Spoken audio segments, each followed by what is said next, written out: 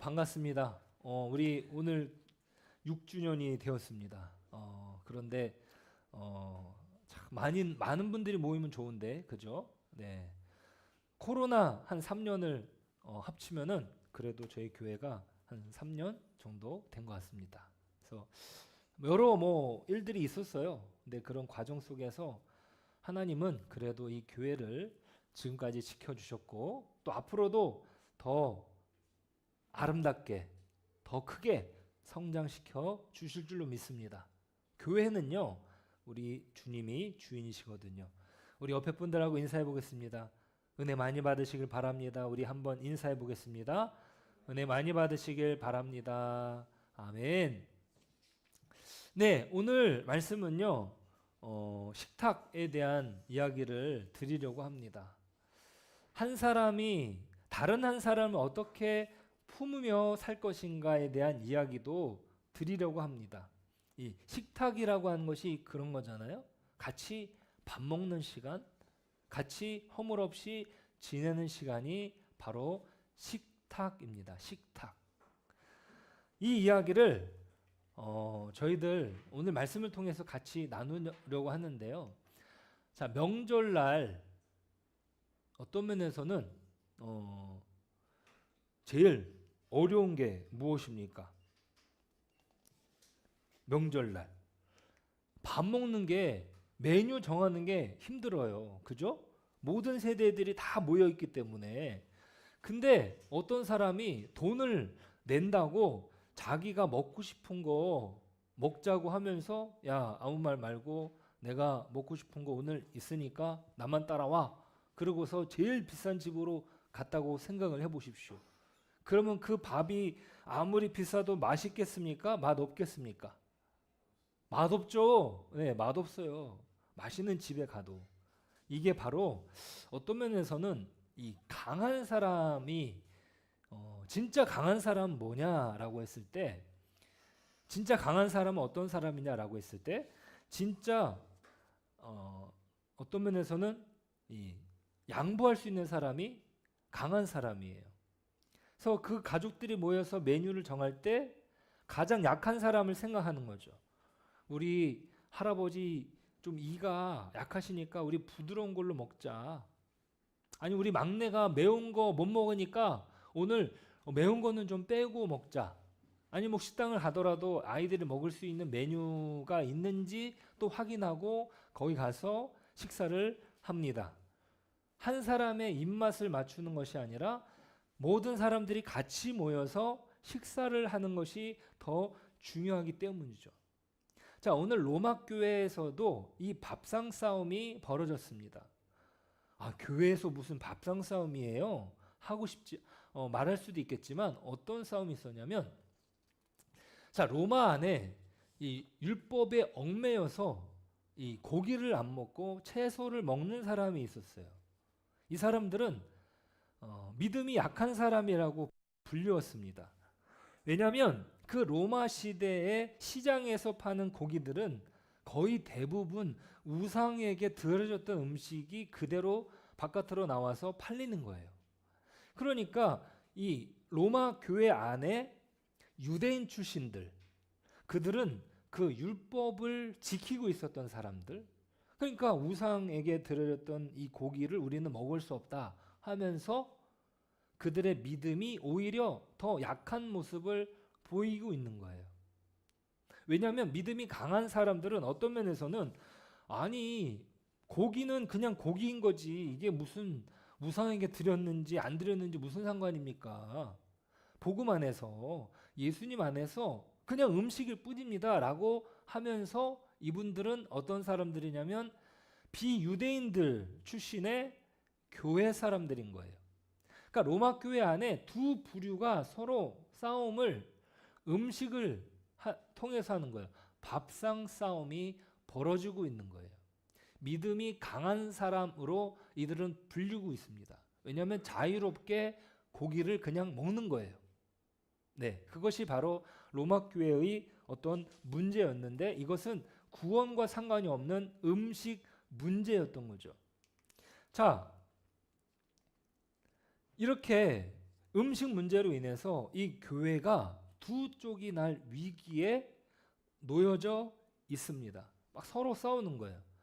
아유, 당신은 좀 너무 빡빡한 거 아닙니까? 좀 여유롭게 생각하십시오. 그리고 한쪽 편에서는 당신의 신앙은 제대로 된 신앙인지 한번 생각을 해보십시오. 근데 이게 그 로마 교회만의 이야기가 아니라 오늘날 우리에게도 마찬가지예요. 교회 안에서도 정치적인 성향 아니면 자녀 교육 방식, 아이들이 막 뛰어다니면은 가만히 두는 분도 있고, 아니면 그 아이들을 어떻게든 이렇게 붙잡아 가지고 가만히 있게 만드는 가정도 있고, 그러니까 서로 어떤 면에서는 그 양육 방식도 다르기도 하고 또 예배 스타일도 다르기도 합니다. 그러니까 그런 면에서 중요하지 않은 걸 가지고 우리 마음 가운데 이 분란이 일어나는 것이 바로 우리의 모습이다. 자, 그때 사도 바울이 어떻게 이야기를 하냐면 1절 말씀에 이렇게 이야기를 합니다. 우리 1절 말씀 같이 한번 읽어볼까요? 믿음이 강한 우리는 마땅히 믿음이 약한 자의 약점을 담당하고 자기를 기쁘게 하지 아니할 것이라. 네, 자기를 기쁘게 하지 아니한다. 이 말은 무슨 말일까요? 자, 교회 안에 강한 사람은요, 오히려 약한 사람을 돌보는 사람을 강한 사람이라고 말할 수 있는 것이에요. 내가 교회 지식이 많다고, 성경 지식이 많다고 막 다른 사람을 막 가르치려고 한다거나, 아니면 나는 자유로우니까 내 마음대로 좀 하게 내버려 두십시오 라고 한다거나, 그러니까 서로 간에 어떤 자기들이 누릴 권리를 가지고 서로 이야기하는 그런 사람이 강한 사람이 아니라 오히려 어떻게 해요? 자기 권리를 내려놓는 사람이 교회 안에서는 진짜 강한 사람이다. 자, 쉽게 설명을 드리면은, 만약에 내가 새우를 너무 좋아해요. 음식점에 새우 음식을 좋아해요. 그래서 그걸 시키려고 하는데 여기 친구가 새우 알레르기가 있다는 거예요. 그러면 내가 새우를 좋아하지만 이 알레르기가 있는 친구를 위해서 어떻게 합니까? 내가 가지고 있는 그 취향을 내려놓고 새우가 들어가지 않은 음식을 시켜서 같이 맛있게 먹는 게, 이게 바로 분위기가 좋은, 어떤 면에서는 화목한 모습이 되는 것이죠. 그게 굉장히 중요한 원리인 것입니다. 자, 그래서 약점을 담당하고 라고 하는 말의 의미는 뭐냐면, 내가 저 사람 너무 꼴보기 싫지만 내가 꾹 참는다, 이게 담당하다라는 것이 아니라 저 사람이 지고 있는 그 무거운 짐을 내가 대신 짊어지는 거예요. 대신 짊어지는 것입니다.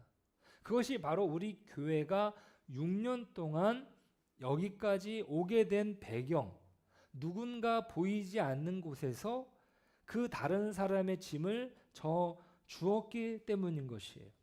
그래서 신앙이 자라간다는 것은 내 중심에서 나를 기쁘게 하는 것이 아니라 남을 살리는 것으로 바뀌는 것이에요.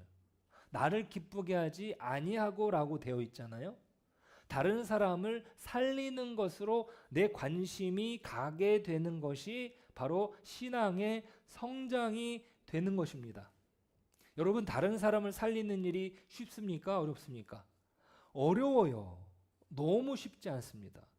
자, 그러면 그 힘은 어디에서 나올까라고 하는 부분을 우리가 함께 나누어 보면은요, 우리가 이제 어떤 다른 사람의 짐을 진다라고 할 때 양보를 해야 되잖아요.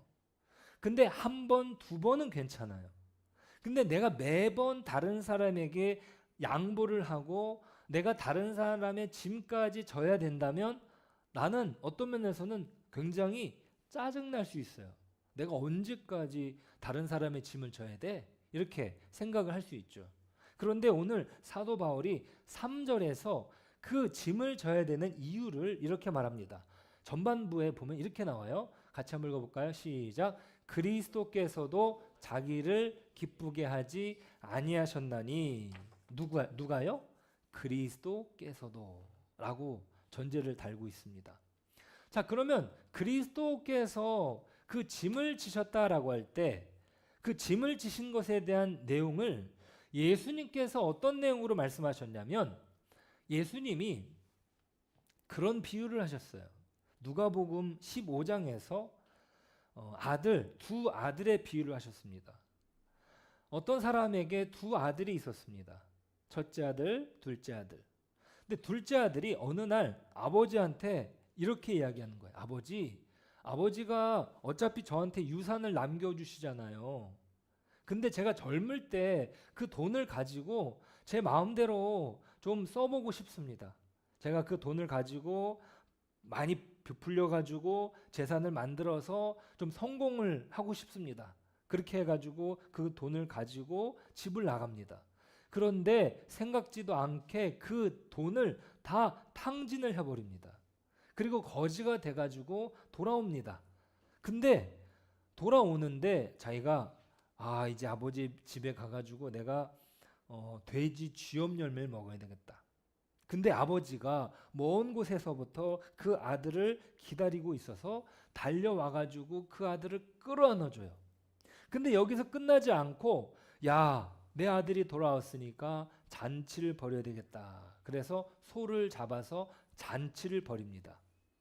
그러면 이 이야기가 우리는 보통 어떻게 생각을 해요? 집을 나간, 그러니까 예수님 몰랐던 사람이 돌아오면 아버지가 기뻐하시는구나, 그 이야기로 생각을 합니다. 그런데 예수님께서 정말 마음 아파하면서 바라보신 사람은 누구냐라고 할 때 그 사람은 누구냐면 바로 큰 아들이에요. 큰 아들. 자, 여러분 잘 생각해 보십시오. 큰 아들은요, 아버지의 명령을 한 번도 어긴 적이 없어요. 성실하게 살았어요. 그런데 동생이 돌아왔는데 잔치가 벌어지니까 화가 나가지고 그 잔치에 들어가지 않는 거예요. 아버지, 저는 어릴 때부터 규칙을 다 지키고 제가 그래도 아버지 말을 어긴 적이 없는데 아니 어떻게 이럴 수가 있습니까? 자, 이게 바로 이 큰 아들의 모습이 어떤 사람의 모습이에요?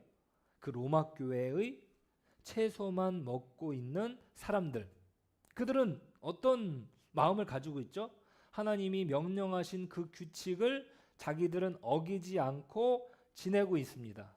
그러면서 손가락질을 하는 거죠. 저 사람들은 지금 자기 마음대로 막 신앙생활 하려고 하는데, 이렇게 생각을 하는 거예요. 자, 이게 바로 이 큰 아들의 모습. 그런데 바로 우리의 모습이 바로 그 모습이다. 왜? 내가 옆 사람을 품는데 그 사람의 마음에 안 드는 부분들. 그러니까 우리가 하나님과의 그 관계적인 부분, 그러니까 다른 사람과 내가 잘 지내는 부분에 있어서 무엇이 문제가 되냐면 나의 나쁜 행동의 문제가 아니라 나의 선한 행동. 나는 잘하고 있어. 그러면서 우리 스스로의 자랑이 오히려 하나 되는 것에 걸림돌이 되는 거예요. 나는 잘하고 있는데 아니 왜 저 죄인을 환영합니까? 나는 잘하고 있는데 왜 저 사람을 내가 품어줘야 됩니까? 라고 하면서 이 불만이 생기게 되는데 그 불만이 어디에서 비롯된다? 나의 착함에서 비롯된다. 나의 잘남에서 비롯된다. 그러니까 복음은 나의 잘남에서부터 비롯되는 것이 아니에요. 자, 그래서 여기서 정말 중요한 것, 그 동생이 진짜 회복이 되려면 어떻게 해야 되냐? 형이 자기 몫을 나누는 희생과 비용을 치러야 했습니다. 그죠? 그러니까 그게 계산에 딱 보이는 거죠. 아니 내가 지금 어떻게 아버지 옆에서 꾹 참으면서 지금까지 버텼는데 네가 와가지고 그 재산을 뺏어가려고 그래? 그 드라마의 한 장면 같지 않습니까? 예, 우리가 늘 보고 있는 그 드라마의 한 장면이에요. 그죠? 숨겨둔 아들이 막 나와가지고, 예? 그렇게 막 각색이 돼가지고 나오는 거잖아요. 네. 그 큰아들의 마음 속에는 내 몫이 쟤한테 다시 가야 된다고 말도 안 돼. 그런 생각이 전혀 없습니다. 자, 그러면서 예수님이 왜 이런 못난 형을 등장시켰을까? 이런 말이에요. 자, 예수님이 그 못난 형을 등장시키면서 공감을 시키는 게 뭐냐면, 야, 만약에 내가 저 작은 동생이었다면 나에게도 형이 필요할 것 같다. 진짜 형이 나한테 필요할 것 같아. 나를, 내 잘못을 좀 덮어줄 수 있는 형. 그죠? 그래서 저도 어릴 때 어떤 사람을 이렇게 갖고 싶었냐면은 누나를 갖고 싶어요. 누나. 네. 누나, 교회 누나들은 잘 품어주더라고요. 그죠? 교회 오빠잖아요. 교회 오빠. 그죠? 네. 우리가 흔히 말하는 교회 오빠, 교회 누나. 네. 저도 이제 남동생 하나잖아요. 근데 막 싸우면은 엄마 아빠가 늘 동생 편만 드는 것 같아. 맨날 나만 손해를 받는 것 같아. 근데 교회 가면은 누나들이 그렇게 잘해주는 거예요. 그래서 제가 누나를 만났잖아요. 네, 저보다 한 살 많은 누나. 네. 그러니까 우리 모두에게 그런 마음이 있어요. 나한테 진짜 형이 있었으면 좋겠다. 나를 진짜 이렇게 품어 안아줄 수 있는 누나가 있었으면 좋겠다. 우리는 다 어릴 때부터 그런 어떤 마음을 다 가지고 있었습니다. 진짜 형을 그리워하는 것. 자, 그래서 예수님이 어떻게 하셨냐면 진짜 형이 되어주셨어요. 진짜 형이. 진짜 큰 형이 누구냐라고 할 때 그분이 바로 예수님이라는 거예요. 예수님은요, 이 세상에서 가장 강한 분이십니다. 온 우주를 만드신 분이시기 때문에 뭐든지 마음대로 하실 수 있는 권리가 있었어요. 근데 이 땅에 오셔가지고 단 한 번도 자기 기쁨을 위해서 살지 않으신 거죠. 오히려 자격이 없고 하나님을 멀리 떠나서 자기 마음대로 살고 있는 그 잘못을 지고 있는 그 사람들의 짐을 대신 그 어깨에 짊어지고 많은 사람들이 쏟아내는 조롱과 침뱉음과 그 모든 것들을 다 십자가에서 받아내십니다. 우리가 받아야 될 것들을 예수님이 다 대신 짊어지신 것이죠. 바로 예수님이 바로 그렇게 큰 형이 되어주셨다. 여러분, 이 말이 무엇입니까? 우리 지난주에도 설명을 드렸는데 누가 내 차를 치고 뺑소니를 쳤어요. 근데 나중에 검사를 해보니까 수리비가 500만 원이 나왔어요. 그러면 그 500만 원을 어떻게 해야 됩니까? 누군가는 그 500만 원을 어떻게 해요? 흡수해야 돼요. 내가 그것을 어떻게 처리하든지 뭐 보험사에 맡기든지 어쨌든 나중에 다 갚아야 되는 거란 말이죠. 근데 이게 돈의 문제만이 아니라 마음의 상처도 그리고 용서도 똑같은 거예요. 누군가는 그 비용을 다 흡수해야 되는 거예요. 근데 예수님께서 십자가에서 내가 치루어야 될 그 값을 예수님이 다 어떻게 해요? 흡수하셨다. 예수님이 다 어떻게 해요? 짊어지셨다. 그게 굉장히 중요한 십자가의 의미입니다. 자, 그러니까 기독교는 단순히 도덕주의자가 되십시오, 착한 사람이 되십시오라고 말하는 게 아니라 예수님의 그 사랑이 내 마음에 들어올 때 남을 품을 수 있는 빈 자리가 생기는 거예요. 남을 품을 수 있는 여유가 없으면 여러분 사랑할 수 있습니까? 사랑할 수 없어요. 내가 진짜 사랑하는 자녀라 해도 내 마음에 팍팍함이 있어. 내 마음이 굳어 있어. 그러면 그 아이를 품을 수 있습니까? 품을 수 없어요. 내가 사랑하는 자녀라 할지라도, 내가 사랑하는 부모님이라 할지라도 내 마음에 여유가 있어야 품을 수 있는 거예요. 그래서 예수님의 사랑이 해 주시는 것은 무엇입니까? 내 마음에 여유를 만들어 준다.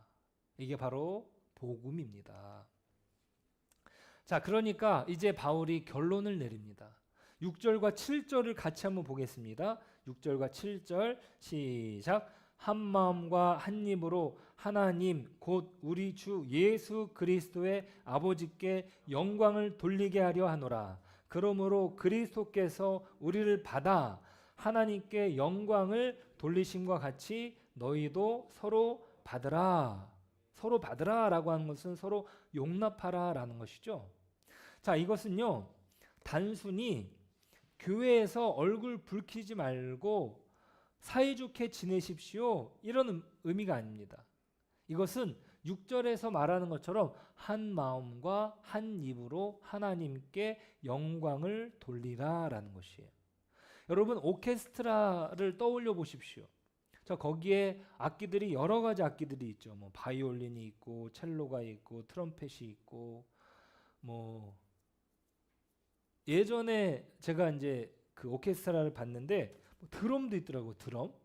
네, 뭐 현대 뭐 이렇게 음악 해석으로 해가지고 막 드럼도 거기에 있게 됐는데, 어울리지 않을 것 같은 그 악기들이 어떻게 해요? 그 지휘자 아래에서 하나가 됩니다.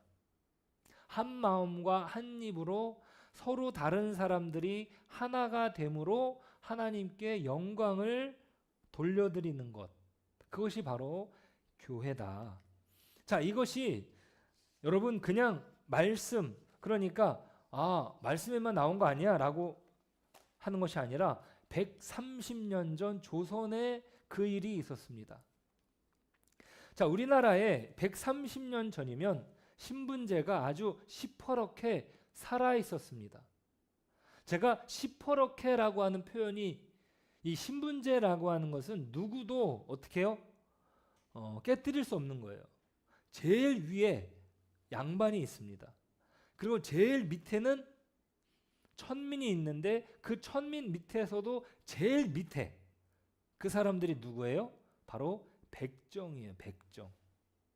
짐승을 잡는, 그러니까 오늘날로 말하면 뭐 이제 정육점 일을 하는 사람이 이 짐승을 잡는다는 그것 때문에 사람 취급도 제대로 받지 않았어요.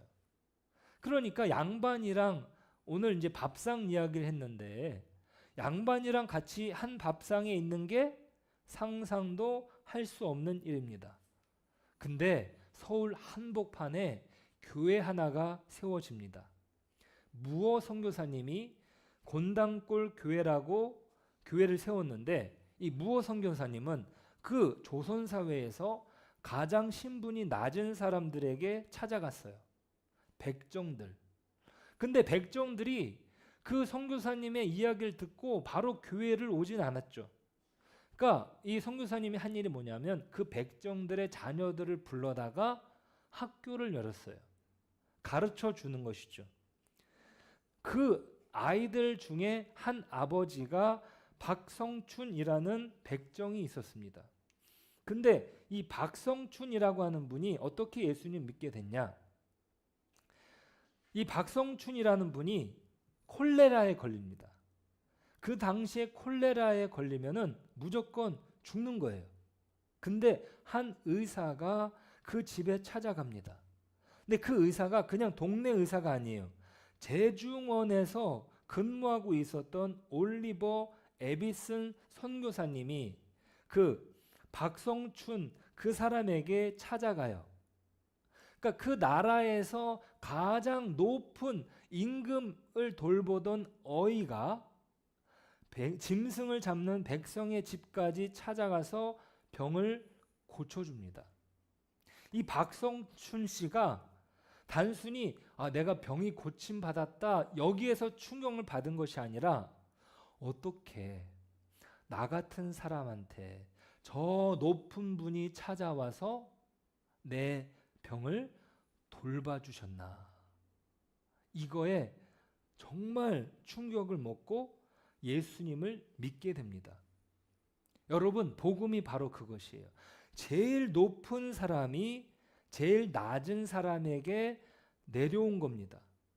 예수님께서 바로 그 일을 하신 것이죠.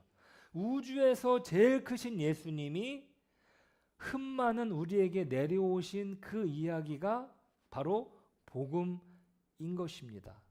이것이 바로 130년 전에 그 이야기가 담겨진 거예요. 자, 여기서 끝난 것이 아니에요. 자, 박성춘 그 사람은 자기처럼 천대받은 백정 친구들을 교회로 데려옵니다. 그러니까 교회에 백정 교인들이 점점 늘어나는 거예요. 근데 문제가 뭐가 생기게 되냐면 이 로마 교회에서 일어난 일이 생겨나는 거예요. 양반 교인들이 발칵 뒤집힙니다. 선교사님에게 찾아가 가지고 이야기를 하는 거예요. 아니 선교사님, 아니 우리가 어떻게 이렇게 천한 백성들과 같이 예배를 드립니까? 우리 양반들은 따로 예배를 드리게 해주십시오. 그러니까 이 무어 선교사님이 그렇게 얘기하는 거예요. 그리스도 안에서는 양반과 천민이 없습니다. 그리스도 안에서는 모두가 다 한 형제입니다. 이렇게 이야기를 했어요. 그러니까 무슨 일이 일어났을까요? 이 양반 이 교인들이요, 이 백정 교인들과 같이 예배를 드릴 수 없다고 해가지고 자기네들끼리 나와가지고 교회를 따로 세우게 됩니다. 여기서 어떤 면에서는 로마 교회에 있었던 이 갈등이 우리나라에서는 그냥 교회가 다른 교회가 세워지는 걸로 끝나는구나 이렇게 볼 수도 있겠죠. 근데 놀랍게도 나중에 이 갈라졌던 이 교회요 서로 회개를 하면서 하나가 됩니다. 그리고 이름을 바꿉니다. 이 서울에 있는 승동교회가 바로 그 교회인데요. 승동, 이길승, 동네동, 이기는 교회. 그러니까 무엇을 이기게 된 것입니까? 그 당시에 절대로 이길 수 없었던 그 신분의 벽을 완전히 무너뜨리게 된 거죠. 그러니까 세상이 이길 수 없는 것을 그리스도 안에서 이기고 만 것이에요. 아멘. 이게 바로 그리스도 안에서의 여유인 것입니다. 그리스도 안에서의 풍요로움인 것입니다. 이것이 바로 우리 교회가 가야 될 방향인 것이죠. 우리는 그렇게 하나님의 사람들로 부름을 받아서 아름답게 세워져 갈 줄로 믿습니다. 아멘. 네, 더 나아가서 어떤 일이 이렇게 되냐면요, 이 박성춘 이분이 나중에 교회의 장로가 됩니다. 그 당시에는 있을 수 없는 일인 거예요. 그 교회의 리더가 됐는데 그 당시로서는 완전히 세상이 뒤집히는 일이죠.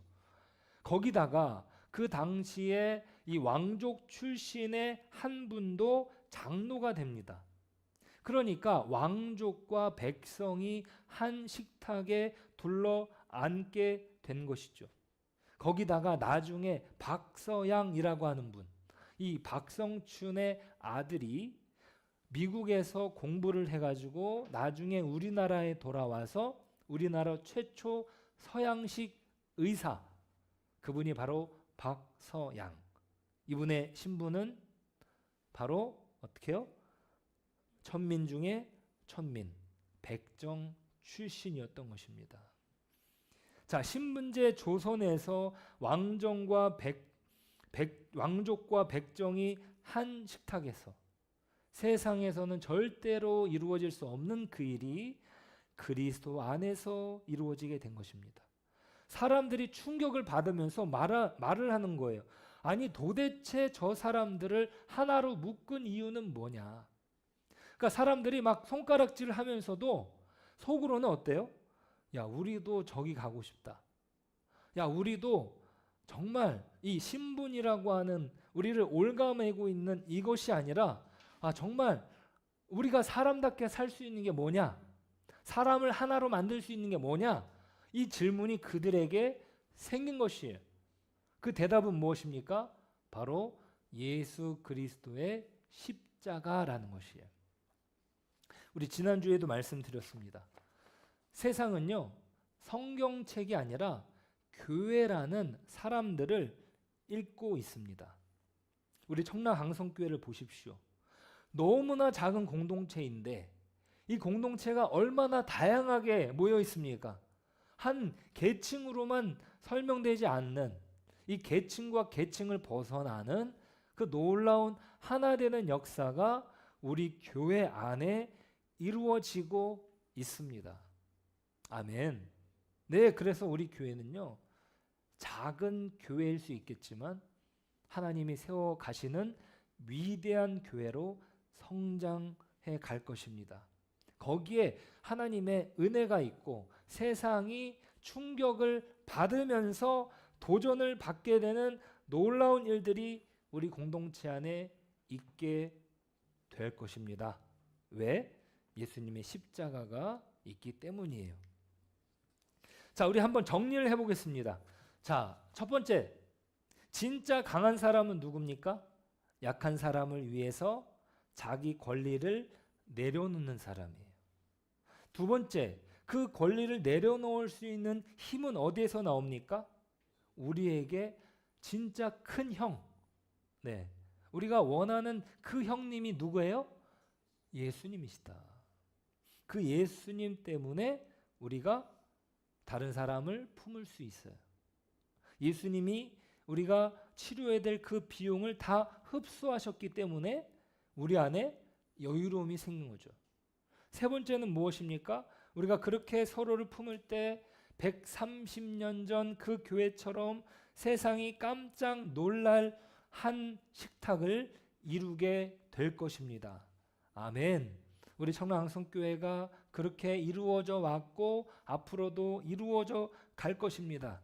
여러분들에게 그 일들을 하나님이 맡기실 것이에요. 자, 우리가 이번 한 주 여러분들이 돌아봐야 될 한 사람은 누구입니까? 내가 품지 못하고 있는 한 영혼. 여러분, 그 영혼을 품으면은요, 놀라운 일이 일어납니다. 그 박성춘 그 사람이 변화됨으로 말미암아 그 주변에 있는 백정들을 다 불러 모았어요. 그러면서 교회가 흩어지는 것이 아니라 오히려 하나가 되죠. 나중에 결국에는 우리 교회도 그렇게 결국에는 하나님이 사용하시고 결국에는 하나님의 교회로 인도함을 받게 될 것입니다. 우리 교회도 그렇게 인도함을 받아 하나님의 놀라운 역사. 근데 그 시작은 어디에서 시작된다고요? 한 사람. 네, 그 한 사람. 내가 정말 품어야 될 그 한 사람이 누구인지 여러분 한번 생각을 해보시고 우리는 예수 그리스도 안에서 그 십자가로 서로를 안아줄 수 있는 것입니다. 아멘. 우리는 더 넉넉한 식탁으로 인도함을 받게 될 것입니다. 우리 내년 7월에 모일 때는 이것보다 한 배는 우리가 같이 모여서 나갔으면 좋겠습니다. 저희들이 계획을 하고 있어요. 우리 여름 컨퍼런스도 여러분들 도전이 되셨으면 좋겠고 우리 가을에 음악회를 지금 준비하고 있거든요. 그래서 전문으로 그 사역하는 팀이 오시는데 그 전에 저희들이 할 수 있는 부분들 다 이렇게 준비하면서 그 가을에 정말 풍성하게 열매를 맺어갔으면 좋겠습니다. 그리고 이번에 컨퍼런스도 여러분들 도전하셔가지고 정말 변화된 그 한 사람의 이야기, 정말 우리 안에 그 변화가 우리 안에 선물처럼 찾아올 때 세상이 할 수 없는 또 세상도 놀라게 될 그 역사 안으로 인도함을 받게 될 것입니다. 우리 같이 기도하고 마치겠습니다. 우리 이 시간 같이 기도했으면 좋겠는데요.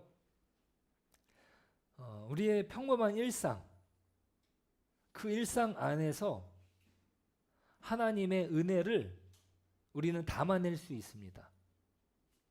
그런 거예요. 우리의 하찮은, 그러니까 아무것도 아닌 그 일상이 하나님의 은혜가 담기는 그 일상. 그 130년 전에 신분제라고 하는 그 견고한 벽을 험는 것은 예수님의 사랑 때문이에요. 그 선교사님들이 뭘 보고 왔습니까? 이 대한민국이라고 하는 그 땅은요, 경제적으로 뭐 어떤 가치를 보고 온 것이 아닙니다.